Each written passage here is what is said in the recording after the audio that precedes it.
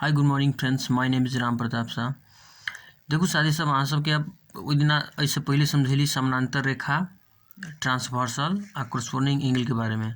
आई समझावे जा रहा है एकांतर कोण के बारे में। तो अब देखो पैरेलल लाइन के जो बीच में ई जे भीतरी कोण बनी है, जना अब सी है, डी है, ई है, आई एफ है।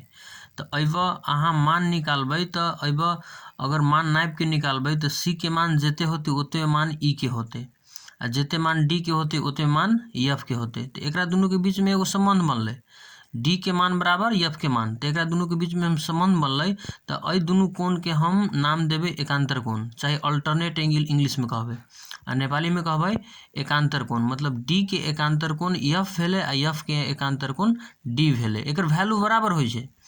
अब जेनाहिते सी के मान ई जोरे बराबर होइ छै, तो हम कहबे कि सी के एकांतर कोण ई है आ ई के एकांतर कोण कोन है, एफ है। तो एना करके हम पता लगाबे कि एकांतर कोण है।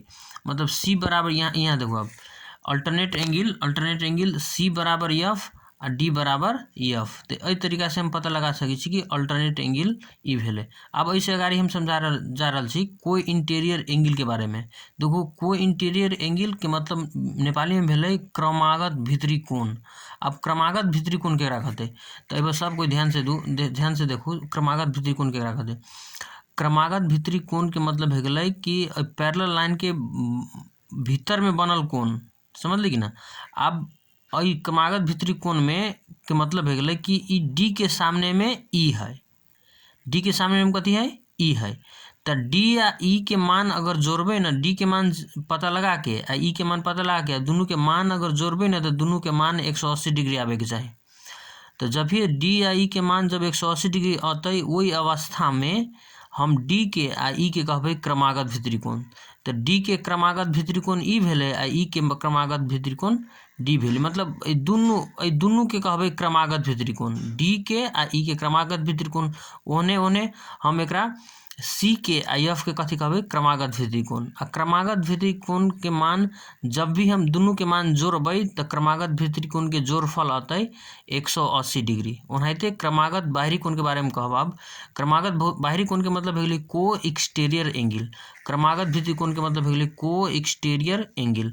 यहाँ देखो को एक्सटीरियर एंगल। अब क्रमागत बाहरी है, तो बाहरी के मतलब हो गेलै समानांतर रेखा के बाहर में। तो समानांतर रेखा के बाहर में देखो, समानांतर रेखा के बाहर में ई ए है आ ई बी है। तो नाहिते एच है आ ई जी है। तो क्रमागत बाहरी में एक छेदक के एके साइड में के, तो एके साइड में ई ए है आ निचका बाहर में के एक साइड में के एच है। तो ए के मान आ एच के मान फिर जोड़बी तो अतै 180 डिग्री। तो तै के लागी हम कहबै ए आ एच क्रमागत बाहरी कोण भेले।